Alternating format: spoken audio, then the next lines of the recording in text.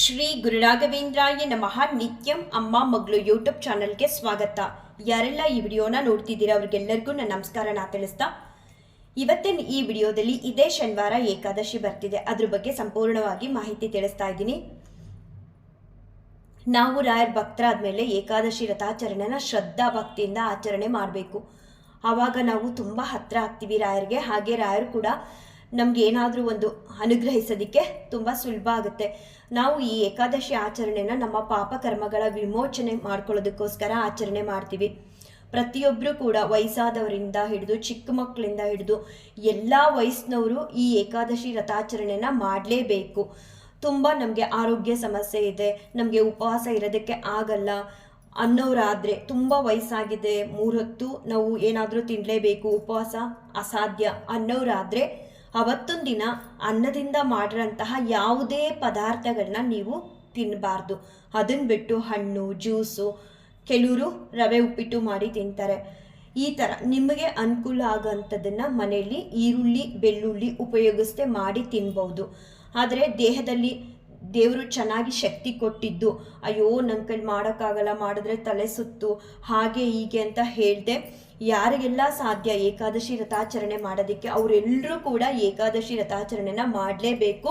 ಮಾಡಿದ್ರೆ ತುಂಬ ಒಳ್ಳೆಯದು. ಏಕಾದಶಿ ವ್ರತಾಚರಣೆ ಮಾಡೋರು ಹಿಂದಿನ ದಿನನೇ, ಇವಾಗ ಶನಿವಾರ ಏಕಾದಶಿ ಇದೆ ಅಂದರೆ ಶುಕ್ರವಾರ ಯಾರು ಉಪವಾಸ ಇರ್ತೀರ ಏಕಾದಶಿ ದಿನ ಅವರು ಶುಕ್ರವಾರ ಏನಾದರೂ ಅನ್ನ ಬಿಟ್ಟು ಬೇರೆ ತಿನ್ನಬೇಕು.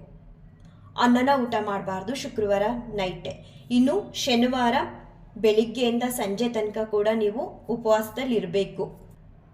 ನಾವು ಇತ್ತೀಚೆಗಷ್ಟೇ ಏಕಾದಶಿ ವ್ರತಾಚರಣೆನ ಮಾಡ್ತಿದ್ದೀವಿ. ಬೆಳಿಗ್ಗೆಯಿಂದ ಸಂಜೆ ತನಕ ಖಾಲಿ ಹೊಟ್ಟೆಲಿ ಇರೋದು ಕಷ್ಟ ಅನ್ನೋರು ಮಧ್ಯ ಮಧ್ಯ ಹಣ್ಣುಗಳನ್ನ ತಗೋಬಹುದು, ಎಳ್ನೀರನ್ನ ಕುಡಿಬಹುದು. ಮತ್ತು ನೀರೇನಾದರೂ ಕುಡಿಬೇಕು ಅಂತ ಅನ್ಸಿದ್ರೆ ಕುಡಿಬೋದು. ಮೊದಲು ಶುರು ಮಾಡಿದಾಗ ಸ್ವಲ್ಪ ಕಷ್ಟ ಆಗುತ್ತೆ, ನೀರೆಲ್ಲ ಕುಡಿದೆ ನಿರ್ಜಲವಾಗಿ ಉಪವಾಸ ಮಾಡೋದು. ಆದರೆ ಮಾಡ್ತಾ ಮಾಡ್ತಾ ಪ್ರತಿ 15 ದಿನಕ್ಕೆ ಒಂದು ಸಾರಿ ಬರೋಂತಹ ಏಕಾದಶಿ ವ್ರತಾಚರಣೆನ ಮಾಡ್ತಾ ಹೋದಂಗೆಲ್ಲ ನಿಮ್ಮಲ್ಲೇ ರಾಯರು ಶಕ್ತಿ ಅನ್ನೋದನ್ನು ಕೊಡ್ತಾರೆ. ಆವಾಗ ನಿರ್ಜಲವಾಗಿ ನೀವು ಮಾಡ್ಬೋದು. ಹೊಸದಾಗಿ ಮಾಡ್ತಿದ್ದೀವಿ, ಸ್ವಲ್ಪ ಕಷ್ಟ ಆಗುತ್ತೆ ಅನ್ನೋರು ಹಣ್ಣುಗಳು ಮತ್ತು ಎಳ್ನೀರು ಈ ಥರ ಎಲ್ಲ ತಿಂದು ನೀವು ಏಕಾದಶಿ ವ್ರತಾಚರಣೆನ ಮಾಡ್ಬೋದು. ಇನ್ನು ನೆಕ್ಸ್ಟು ಮತ್ತೆ ನನಗೆ 2 ಸಲ ಕಮೆಂಟ್ ಮೂಲಕ ಕೇಳಿದ್ರು, ಪೀರಿಯಡ್ಸ್ ಆಗಿದ್ದೀವಿ ಏಕಾದಶಿ ವ್ರತಾಚರಣೆನ ಮಾಡ್ಬೋದಾ ಅಂತ. ಪೀರಿಯಡ್ಸ್ ಆದವರು ಏಕಾದಶಿ ವ್ರತಾಚರಣೆನ ಮಾಡಬಾರ್ದು. ಆದರೆ ಏಕಾದಶಿ ದಿನ ಅನ್ನದಿಂದ ಮಾಡಿರೋ ಯಾವುದೇ ಊಟನ ಮಾಡಬಾರ್ದು. ನಾವು ವ್ರತಾಚರಣೆ ಮಾಡಲ್ವಲ್ಲ, ಅನ್ನ ಊಟ ಮಾಡ್ಬೋದಾ ಅಂದರೆ ಅವತ್ತೊಂದು ದಿನ ಅನ್ನನ ಯಾರೂ ತಿನ್ನೋದಕ್ಕೆ ಹೋಗಬಾರ್ದು. ಉಪವಾಸ ಇರಲಿ ಇಲ್ಲದೇ ಇರಲಿ, ನೀವು ಪೀರಿಯಡ್ಸ್ ಆಗಿದ್ರೂ ತೊಂದರೆ ಇಲ್ಲ, ಬೇರೆ ಏನು ಬೇಕಾದರೂ ತಿನ್ನಿ. ಅನ್ನದಿಂದ ಮಾಡಿರೋಂತಹ ಯಾವುದೇ ಪದಾರ್ಥಗಳನ್ನ ಯಾವುದೇ ಅಡುಗೆಗಳನ್ನ ನೀವು ತಿನ್ನಬಾರ್ದು. ಮತ್ತು ಅವತ್ತಿನ ದಿನ ಶ್ರದ್ಧಾ ಭಕ್ತಿಯಿಂದ ವಿಷ್ಣು ಸಹಸ್ರನಾಮನ ಹೇಳೋದಕ್ಕೆ ಬಂದರೆ ಹೇಳ್ಕೊಳ್ಳಿ ದೇವ್ರ ಮುಂದೆ ಕೂತು. ಇಲ್ಲ ನಾವು ಫೋನಲ್ಲಿ ಹಾಕ್ಕೊಳ್ತೀವಿ ಅಂದರೆ ಫೋನಲ್ಲಿ ಹಾಕಿ ಕೂಡ ನೀವು ಕೇಳ್ಕೊಬೋದು.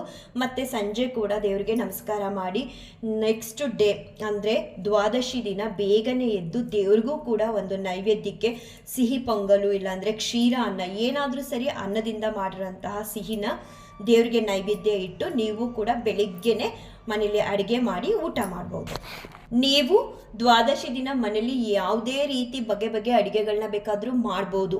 ಆದರೆ ಈರುಳ್ಳಿ ಮತ್ತು ಬೆಳ್ಳುಳ್ಳಿನ ಉಪಯೋಗಿಸ್ಬಾರ್ದು. ಏಕಾದಶಿ ದಿನ ಕೂಡ ಬಳಸಬಾರ್ದು, ಹಾಗೆ ದ್ವಾದಶಿ ದಿನ ಕೂಡ ಬಳಸಬಾರ್ದು. ಈ ಏಕಾದಶಿ ವ್ರತಾಚರಣೆ 3 ದಿನ ಮಾಡೋರು, ಉಪವಾಸ ನಿರ್ಜಲವಾಗಿರ್ತೀವಿ ಅನ್ನೋರಿಗೆ ಶುಕ್ರವಾರ ನೈಟೇ ಅನ್ನ ಊಟ ಮಾಡಬಾರ್ದು. ಇನ್ನು ಶನಿವಾರ ಫುಲ್ ಡೇ ಉಪವಾಸ ಇರಬೇಕು. ನೆಕ್ಸ್ಟು ಸಂಡೇ ಬೆಳಗ್ಗೆನೆ ಮನೇಲಿ ಅಡುಗೆ ಮಾಡಿ ಅದರಲ್ಲೂ ಈರುಳ್ಳಿ ಬೆಳ್ಳುಳ್ಳಿ ಉಪಯೋಗಿಸದೆ ದೇವ್ರಿಗೆ ನೈವೇದ್ಯ ಇಟ್ಟು ಸಿಹಿ ಮಾಡಿ ಆಮೇಲೆ ನೀವು ಕೂಡ ಊಟ ಮಾಡ್ಬೋದು. ಇದನ್ನು ಮಾಡ್ತಾ ಬನ್ನಿ, ಖಂಡಿತವಾಗ್ಲೂ ಅದ್ರ ಪ್ರತಿಫಲ ನೀವೇ ಅನುಭವಿಸ್ತೀರ. ಹೇಳೋದಕ್ಕೆ ಅಸಾಧ್ಯ. ರಾಯರಂತೂ ನಾವೇನೇ ಸೇವೆ ಮಾಡಿದ್ರು ಅದಕ್ಕೆ ತಕ್ಕ ಪ್ರತಿಫಲನ ಕೊಟ್ಟೇ ಕೊಡ್ತಾರೆ. ಬರೀ ಕೈಯಲ್ಲಂತೂ ರಾಯಪ್ಪ ಯಾರನ್ನೂ ಕೂಡ ಕಳಿಸಲ್ಲ. ನಾವು ಒಂದೇ ತಿಂಗಳು ಮಾಡಿಬಿಟ್ಟು ನಾವು ರಾಯರಿಗೆ ಹತ್ತಿರ ಆಗ್ತಿಲ್ಲ, ಇನ್ನೂ ನಮ್ಗೆ ಆಗ್ತಿಲ್ಲ ಅಂತಂದರೆ ಆಗಲ್ಲ. ತಾಳ್ಮೆಯಿಂದ ನಮ್ಮ ಎಷ್ಟು ಜನ್ಮದ ಪಾಪ ಕರ್ಮಗಳನ್ನ ನಾವು ಹೊತ್ಕೊಂಡು ಬಂದಿರ್ತೀವೋ ಅದೆಲ್ಲ ಕಳಿಬೇಕಲ್ವ. ಆ ಜನ್ಮದೆಲ್ಲ ಹೋಗಲಿ, ನಾವು ಇವಾಗಲೇ ಏನೆಲ್ಲ ಮಾಡಿರ್ತೀವಿ ಅಂತ ದೇವ್ರ ಕೂತು ಲೆಕ್ಕ ಹಾಕೋದು ಬೇಡ. ನಮಗೆ ಗೊತ್ತಿರುತ್ತೆ ನಾವೇನು ತಪ್ಪುಗಳು ಮಾಡಿರ್ತೀವಿ, ಎಷ್ಟು ಸರಿಗಳನ್ನ ಮಾಡಿರ್ತೀವಿ ಈ ಜನ್ಮದಲ್ಲೇ. ಅದೆಲ್ಲ ಕಡಿಬೇಕು ಅಂದರೆ ಟೈಮ್ ಬೇಕಲ್ವ. ಹಾಗಾಗಿ ನಾವು ರಥಾಚರಣೆನ ತುಂಬ ದಿನಗಳು ಮಾಡ್ತಾ ಬರಬೇಕು. ನಾನು ಒಂದು 6-7 ತಿಂಗಳು ಮಾಡಿದ್ಮೇಲೆ ನನಗೆ ತುಂಬ ಅದರಿಂದ ಒಳಿತನದಾಯಿತು. ಈ ನಮ್ಮ ಮನೇಲಿ ನನ್ನ ಮಗಳು, ನಮ್ಮ ಮನೆಯವರು ಎಲ್ಲರಿಗೂ ರಾಯಪ್ಪ ತುಂಬ ಚೆನ್ನಾಗಿ ಇಟ್ಟಿದ್ದಾರೆ. 15 ದಿನಕ್ಕೆ ಒಂದು ಬಾರಿ ಬರುವಂಥ ಈ ಏಕಾದಶಿ ರಥಾಚರಣೆನ ಪ್ರತಿಯೊಬ್ಬರು ಮಾಡಿ, ತುಂಬ ಒಳ್ಳೆಯದು. ಎಷ್ಟೋ ರೋಗ ರುಜಿನಗಳಿಂದ ನಮ್ಮನ್ನ ರಾಯರು ಕಾಪಾಡ್ತಾರೆ. ನಾವು ಅದೆಲ್ಲ ಮಾಡಲ್ಲ, ಜಾಸ್ತಿ ಡಾಕ್ಟ್ರ್ ಹತ್ರ ಹೋಗ್ತೀವಿ. ಆದರೆ ಈ ಥರ ಮಾಡಿ ನೀವು ಖಂಡಿತ ನಿಮಗೆ ಫಲ ಅನ್ನೋದನ್ನು ರಾಯರು ಕೊಡ್ತಾರೆ. ಮೊದಲು ನನಗೆ ನಿಜ ಏಕಾದಶಿ ರಥಾಚರಣೆ ಏನೂ ಗೊತ್ತಾಗ್ತಿರ್ಲಿಲ್ಲ. ಯಾವಾಗ ನನಗೆ ಏಕಾದಶಿ ಇದೆ 15 ದಿನಕ್ಕೊಂದ್ಸಲ ರಾಯರು ಕೂಡ ಆಚರಣೆ ಮಾಡ್ತಾರೆ ಅಂತ ಹೇಳಿ ನಾನು ಕೂಡ ಮಾಡೋದಕ್ಕೆ ಶುರು ಮಾಡಿದ್ನೋ, ಆವಾಗಲಿಂದ ನನ್ನ ಜೀವನ ತುಂಬ ಚೆನ್ನಾಗಿ ರಾಯರಿಟ್ಟಿದ್ದಾರೆ. ಇವತ್ತಿಗೂ ಕೂಡ ಏನೇ ಒಂದು ಕಷ್ಟ ಬಂದರೂ ರಾಯಪ್ಪ ಅಂತ ಹೋಗಿ ರಾಯಪ್ಪನ ಮುಂದೆ ನನ್ನ ಕಣ್ಣಲ್ಲಿ ಇನ್ನೂ ನೀರೇ ಧುಮುಕಿರಲ್ಲ, ಅಷ್ಟು ಬೇಗ ರಾಯಪ್ಪ ನನಗೆ ಆಶೀರ್ವಾದ ಮಾಡಿ ನಾನು ಇದ್ದೀನಿ ಅನ್ನೋ ರೀತಿ ಅಭಯಹಸ್ತನ ಕೊಡ್ತಾರೆ. ಮತ್ತು ಬರ್ತಾ ನನ್ನ ಜೀವನದಲ್ಲಿ ನಾನು ಏನೊಂದು ಕೇಳ್ಕೊಳ್ಳೋದೇ ಇಲ್ಲ ರಾಯರ ಹತ್ರ. ಮನ್ಸಲ್ಲಿ ಅಂದ್ಕೊಂಡ್ರು ಸಾಕು, ರಾಯರದನ್ನು ಈಡೇರಿಸ್ತಾರೆ. ಇನ್ನೂ ಹೋಗ್ತಾ ನಾನು ಹೇಗೆ ಅಂತ ಅಂದರೆ ರಾಯರನ್ನ ಪ್ರೀತಿರ್ತರನ್ನಾಗಿ ಮಾಡಬೇಕಷ್ಟೇ. ನಾನೇನೊಂದು ಕೇಳಬಾರ್ದು, ನಾನೇನೊಂದು ಬೇಡಬಾರ್ದು ಅನ್ನೋ ಮನಸ್ಥಿತಿನ ರಾಯರು ಕೊಟ್ಟಿದ್ದಾರೆ. ಇದನ್ನೆಲ್ಲ ನೀವುಗಳು ಅನುಭವಿಸ್ಬೇಕಂದ್ರೆ ಈ ರಥಾಚರಣೆನ ಮಾಡ್ಕೊಂಡು ಬರಬೇಕು. ಮುಂಚೆ ಎಲ್ಲ ನಮಗೆ ಗೊತ್ತಾಗ್ತಿರಲಿಲ್ಲ. ಈಗ ಗೊತ್ತಾದ ಮೇಲಾದರೂ ನಾವು ಈ ರಥಾಚರಣೆನ ಮಾಡ್ಕೊಂಡು ಬಂದಷ್ಟು ನಮ್ಮ ಜೀವನ, ನಮ್ಮ ಕುಟುಂಬ, ನಮ್ಮ ಸುತ್ತಮುತ್ತ ಇರೋರು ಪ್ರತಿಯೊಬ್ಬರು ಕೂಡ ಆರೋಗ್ಯವಾಗಿ ನೆಮ್ಮದಿಯಿಂದ ಇರೋದಕ್ಕೆ ಸಾಧ್ಯ ಆಗುತ್ತೆ. ಹಾಗೆ ಒಂದಿಬ್ಬರು ಕಮೆಂಟ್ ಮೂಲಕ ಕೇಳಿದರು ನನಗೆ ಹೂಪ್ರಸಾದ ಕೇಳಿ ಅಂತ. ಕೆಲವ್ರಿಗೆ ನಾನು ಮುಂಚೆನೂ ಹೇಳಿದ್ದೀನಿ, ನಾನು ಯಾವುದಾದ್ರೂ ಒಬ್ಬರು ನನಗೆ ಈ ಥರ ಕಷ್ಟ ಇದೆ, ರಾಯರ ಹತ್ರ ಪ್ರಾರ್ಥನೆ ಮಾಡಿ ಹೂಪ್ರಸಾದ ಕೇಳಿ ಅಂದರೆ ನಾನು ಮಾಡೋದಿಷ್ಟೇ.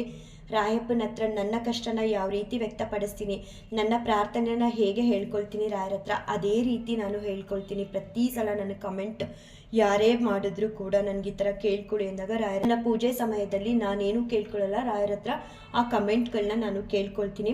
ಆಗ ರಾಯರು ಆಶೀರ್ವಾದ ಮಾಡಿದ್ರೆ ಅದನ್ನು ತಿಳಿಸ್ತೀನಿ. ಆಶೀರ್ವಾದ ಮಾಡಿದ್ರೆ ಮಾತ್ರ ರಾಯರು ನಮಗೆ ಈಡೇರಿಸ್ತಾರೆ ಅಂತ ಅಲ್ಲ, ಖಂಡಿತವಾಗ್ಲೂ ಅವ್ರು ಇರೋದೇ ನಾವು ಕೇಳಿದ್ದನ್ನೆಲ್ಲ ಕೊಡೋದಕ್ಕೆ. ಹಾಗೆ ಇವತ್ತು ಮಧ್ಯಾಹ್ನ ನನ್ನ ಪ್ರಾರ್ಥನೆ ಎಲ್ಲ ಮುಗಿಸಿ ನನ್ನ ಫೋನಲ್ಲಿ ಕಮೆಂಟ್ನ ನೋಡಿದೆ.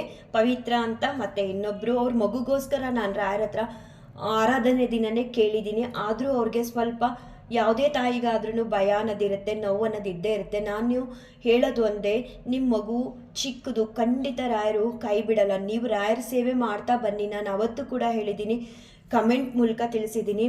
ಕಲ್ಸಕ್ಕರೆ ಇಡಿ ರಾಯರ ಮುಂದೆ ಪ್ರತಿ ಗುರುವಾರ, ಪ್ರತಿದಿನ ರಾಯರ ಮುಂದೆ ಒಂದು ಗ್ಲಾಸ್ ನೀರಿಡಿ.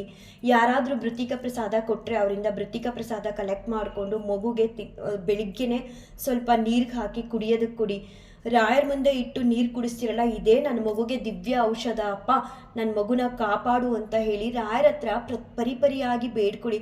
ನೀವು ನಿಮ್ಮಲ್ಲಿ ಯೋಚನೆ ಮಾಡೋದಕ್ಕಿಂತ, ನಿಮ್ಮಲ್ಲಿ ನೀವು ನೋವು ಪಡೋದಕ್ಕಿಂತ ಆ ನೋವನ್ನ ರಾಯರ ಮುಂದೆ ಕೂತು ಹೇಳ್ಕೊಂಡಾಗ ಖಂಡಿತವಾಗ್ಲೂ ಸತ್ಯ ರಾಯರು ಯಾವುದಾದ್ರೂ ಮೂಲಕ ನಿಮಗೆ ದಾರಿ ತೋರಿಸ್ತಾರೆ. ಮಗುಗೆ ಖಂಡಿತ ರಾಯರು ಒಳ್ಳೇದು ಮಾಡ್ತಾರೆ. ತಾಳ್ಮೆಯಿಂದ ನಾವು ಶ್ರದ್ಧಾ ಭಕ್ತಿಯಿಂದ ರಾಯರನ್ನ ಪೂಜಿಸಬೇಕು. ಒಂದಲ್ಲ ಒಂದಿನ ರಾಯರು ನಿಮಗೆ ಕೈ ಹಿಡಿದು ನಿಮ್ಮ ಮಗುನ ನಡೆಸ್ತಾರೆ. ಹಾಗೆ ಇನ್ನೊಬ್ಬರು ಮಗು ಬೇಕು ಅನ್ನೋ ವಿಚಾರಕ್ಕೆ ಕೇಳಿದ್ರು. ನನ್ನ ಪ್ರಾರ್ಥನೆ ಎಲ್ಲ ಮುಗಿದು ನಾನು ರಾಯಪ್ಪನ ಹತ್ರ ಆ ಕಮೆಂಟ್ನ ಓದಿದೆ. ಆ ಕಮೆಂಟ್ನ ನಾನು ರಾಯರ ಹತ್ರ ತಿಳಿಸಿ ಪ್ರಾರ್ಥನೆ ಮಾಡಿಕೊಂಡೆ, ಒಳ್ಳೇದು ಮಾಡಪ್ಪ ಅವ್ರಿಗೆ ಅಂತ ಹೇಳಿ. ಅದಾದ 1-2 ಸೆಕೆಂಡ್ಗೆ ವೀಣೆಯಿಂದ ನನಗೆ ಹೂ ಕೊಟ್ಟರು.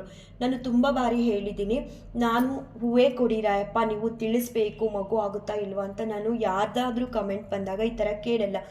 ಅವ್ರ ಕಷ್ಟನ ನನ್ನ ಕಷ್ಟ ಅಂತ ತಿಳ್ಕೊಂಡು ರಾಯರ ಹತ್ರ ಒಪ್ಪಿಸ್ತೀನಿ, ಒಳ್ಳೇದು ಮಾಡಪ್ಪ ಅವ್ರಿಗೆ, ಅವರು ಕೂಡ ನಿನ್ನನ್ನು ಪೂಜಿಸ್ತಾರೆ ಅಂತ ಹೇಳಿ. ಅದಾದಮೇಲೆ ನನಗೇನಾದರೂ ಉತ್ತರ ಸಿಕ್ಕಿದ್ರೆ ತಿಳಿಸ್ತೀನಿ, ಇಲ್ಲ ಅಂದರೆ ಖಂಡಿತ ನಮಗೆ ಉತ್ತರ ಕೊಡಲಿಲ್ಲ ಅನ್ನೋ ಕಾರಣಕ್ಕೆ ರಾಯರು ನಮ್ಮ ಆಸೆನ ಅಥವಾ ನಮ್ಮ ಕಷ್ಟನ ಈಡೇರಿಸಲ್ಲ ಅಂತ ಅಲ್ಲ. ನಮಗೆ ಬೇಕಾಗಿರೋದನ್ನು ಪಡ್ಕೊಳ್ಳೋದು ರಾಯರಿಂದ ತುಂಬ ಸುಲಭ. ಏನು ಬೇಕಾದರೂ ಕೊಡ್ತಾರೆ ರಾಯರು. ನೀವು ಬೇಕಾದರೆ ಈ ರೀತಿ ಮಾಡಿ ನೋಡಿ. ಪ್ರತಿ ಗುರುವಾರ ಶ್ರದ್ಧಾ ಭಕ್ತಿಯಿಂದ ನಿಮ್ಮ ಮನೇಲಿ ಯಾರು ರಾಯರ ಭಕ್ತರಾಗಿರ್ತೀರ, ಈಗ ಮನೆಯಲ್ಲಿ ಮಕ್ಕಳ ರಾಯರ ಭಕ್ತರಾಗಿರ್ಬೋದು, ಇಲ್ಲಾಂದರೆ ಮನೆ ಯಜಮಾನಿ ರಾಯರ ಭಕ್ತರಾಗಿರ್ಬೋದು, ಅಥವಾ ಮನೆ ಯಜಮಾನ ರಾಯರ ಭಕ್ತರಾಗಿರ್ಬೋದು. ನಿಮ್ಮ ಮನೇಲಿ ಯಾರು ರಾಯರ ಭಕ್ತರಾಗಿರ್ತೀರ ಅವರು ಪ್ರತಿ ಗುರುವಾರ ಶ್ರದ್ಧಾ ಭಕ್ತಿಯಿಂದ, ಇನ್ನೇನು ಬೇಡ ರಾಯರಿ ನೀನೂ ಕೇಳಲ್ಲ, ನೀವು ಅವ್ರ ಸೇವೆ ಮಾಡಿ. ನಿಮ್ಮ ಮನೇಲಿ ರಾಯರ ವಿಗ್ರಹ ಇದೆಯಾ, ಫೋಟೋ ಇದೆಯಾ, ಯಾವುದಿದೆ ಅದನ್ನ ಇಟ್ಟು ಬೇಗನೆ ಬೆಳಗಿನ ಜಾವನೆ ಎದ್ದು, ಕಷ್ಟ ಅನಿಸುತ್ತೆ ನಾವು ಅಯ್ಯೋ ಬೇಗನೆ ಹೇಳ್ಬೇಕಾ, ಹಾಗೇನೂ ಅನ್ಕೋಬಾರ್ದು, ಅವ್ರ ಸೇವೆ ನಾವು ಮಾಡಬೇಕು. ಆವಾಗ ನೀವು ಒಂದು ಕೇಳ್ಕೊಂಡಿರ್ತೀರ ಅಂದ್ಕೊಳ್ಳಿ, 1000 ಕೊಡ್ತಾರೆ ರಾಯರು. ನಿಜವಾಗ್ಲೂ ಈ ಥರ ಮಾಡ್ತಾ ಬನ್ನಿ. ಪ್ರತಿ ಗುರುವಾರ ನಿಮ್ಮ ಮನೆಯಲ್ಲಿ ರಾಯರನ್ನ ಇಟ್ಟು ತುಪ್ಪದ ದೀಪ ಹಚ್ಚಿ, ಮೇಯ್ನಾಗಿ ನಾನು ಹೇಳೋದು ನನಗಾಗಿರೋ ಅನುಭವಗಳು, ನನ್ನ ಜೀವನ ರಾಯರು ಇಟ್ಟಿರೋ ರೀತಿ, ನಾನು ಪ್ರತಿಯೊಬ್ಬರಿಗೂ ನನ್ನ ವಿಡಿಯೋದಲ್ಲಿ ತಿಳಿಸೋದು ತುಪ್ಪದ ದೀಪ ಹಚ್ಚಿ ರಾಯರಿಗೆ ಶ್ರದ್ಧಾ ಭಕ್ತಿಯಿಂದ. ಮಿರಾಕಲ್ ಅಂತ ಹೇಳ್ತಾರೆ, ಆ ಥರ ಮಾಡ್ತಾರೆ ನಿಮ್ಮ ಜೀವನನ. ನಾವು ಮಾಡಬೇಕು ರಾಯರಿಗೆ, ನಮ್ಮ ಮನಸ್ಸಿಂದ ಮಾಡಬೇಕು. ಅವ್ರು ಹೇಳಿದ್ದಾರೆ ವಿಡಿಯೋದಲ್ಲಿ, ಅಥವಾ ಇನ್ನೊಬ್ಬರು ಹೇಳಿದ್ದಾರೆ ಹೀಗೆ ಮಾಡಿದ್ರೆ ಒಳ್ಳೆಯದಾಗುತ್ತೆ, ಆ ಥರ ಅಲ್ಲ. ನಿಮ್ಮ ಒಳಗಡೆಯಿಂದ ಬರಬೇಕು. ಅಂತರಂಗ ಅಂತ ಹೇಳ್ತಾರಲ್ಲ, ಅಲ್ಲಿಂದ ಬರಬೇಕು. ನಾವು ರಾಯರನ್ನ ಪೂಜಿಸಬೇಕು, ನಮ್ಮ ಇಷ್ಟಾರ್ಥಗಳನ್ನ ನಾವು ಈಡೇರಿಸ್ಕೋಬೇಕು, ನಮ್ಮ ಕಷ್ಟಗಳನ್ನ ನಾವು ಪರಿಹಾರ ಮಾಡ್ಕೋಬೇಕು. ಅಂದರೆ ರಾಯರನ್ನ ಪ್ರತಿ ಗುರುವಾರ ನಮ್ಮ ಮನೇಲಿ ಪೂಜಿಸಬೇಕು ಅಂತ ಹೇಳಿ ಆ ಭಾವನೆಯಿಂದ ಪೂಜಿಸಿ ನಿಮ್ಗೆಲ್ಲವನ್ನು ರಾಯರು ಕೊಡ್ತಾರೆ. ನಾನು ಯಾವಾಗಲೂ ಅಷ್ಟೇ, ನನ್ನ ಜೀವನದಲ್ಲಿ ಬರೋಂಥ ಕಷ್ಟಗಳು, ಎಲ್ರಿಗೂ ಕಷ್ಟ ಅನ್ನೋದಿದ್ದೇ ಇರುತ್ತೆ. ನಾನು ಏನೇ ಆದರೂ ಸರಿ ರಾಯಪ್ಪಂಗೆ ಈ ಥರ ಹೇಳ್ತೀನಿ, ಈ ಥರ ಇದೆ ಅಪ್ಪ, ನಮ್ಮನ್ನ ಕಾಪಾಡಿ, ನಮಗೆ ಒಳ್ಳೇದು ಮಾಡಿ, ಒಳ್ಳೆ ದಾರಿ ತೋರಿಸಿ ಅಂತ ಅಷ್ಟೇ. ಅದನ್ನು ರಾಯರು ಆ ಕ್ಷಣದಲ್ಲಿ ಹೂಪ್ರಸಾದ ಕೊಡದೇ ಇದ್ರೂ ನಾನು ಏನು ಕೇಳ್ಕೊಂಡಿರ್ತೀನಿ ಅದನ್ನು ಮಾಡಿಕೊಡ್ತಾರೆ. ಯಾಕೆ ಮಾಡಿಕೊಡ್ತಾರೆ ಅಂದರೆ, ನಾವು ರಾಯರ ಸೇವೆ ಮಾಡ್ತೀವಿ, ಅವರು ಅದನ್ನು ನೋಡ್ತಾರೆ. ನಮ್ಮ ಪಾಪ ಕರ್ಮ ಎಲ್ಲ ಕಳೆದು ನಮಗೆ ಏನು ಹೇಳ್ತಾರೆ ಅದಕ್ಕೆ ಅಂತ ಅಂದರೆ ಸತ್ಕರ್ಮ ಅಂತ ಹೇಳ್ತಾರೆ. ನಾವು ರಾಯರ ಸೇವೆ ಮಾಡಿದಾಗ ನಮ್ಮ ಅಕೌಂಟಲ್ಲಿ ಸತ್ಕರ್ಮ ಅನ್ನೋದು ಕ್ರೆಡಿಟ್ ಆಗ್ತಾ ಹೋಗ್ತಿರುತ್ತೆ. ನಾವೇನೋ ಒಂದು ಕಷ್ಟ ಅಂತ ಅಂದಾಗ ರಾಯರು ಹಿಂದೆ ಮುಂದೆ ಯೋಚನೆ ಮಾಡಲ್ಲ, ಪಟ್ ಅಂತ ಅದನ್ನು ಮಾಡಿಕೊಡ್ತಾರೆ. ಯಾಕಂದರೆ ನಾವು ಅವ್ರ ಸೇವೆ ಮಾಡಿರ್ತೀವಿ, ಸತ್ಕರ್ಮ ಅನ್ನೋದನ್ನು ಸಂಪಾದನೆ ಮಾಡಿರ್ತೀವಿ. ಪ್ರತಿಯೊಬ್ಬರಿಗೂ ನಾನು ಹೇಳೋದು, ರಾಯರು ಎಲ್ಲರಿಗೂ ಸೇರಿದವರು. ನಾವು ಯಾವ ರೀತಿ ಅವ್ರನ್ನ ಪೂಜಿಸ್ತೀವಿ, ನಾವು ಯಾವ ರೀತಿ ಅವ್ರ ಮುಂದೆ ಭಕ್ತಿಯಿಂದ ಕೂರ್ತೀವಿ ಅನ್ನೋದ್ರ ಮೇಲೆ ನಿಮ್ಮ ಇಷ್ಟಾರ್ಥಗಳನ್ನ ಈಡೇರಿಸ್ಕೊಡ್ತಾರೆ. ಒಂದೇ ಹೇಳೋದು ಕೊನೆಯದಾಗಿ, ಪ್ರತಿಯೊಬ್ಬರಿಗೂ ರಾಯರು ಕೇಳಿದ್ದನ್ನೆಲ್ಲ ಕೊಡೋದಕ್ಕೆ ಇರೋದು.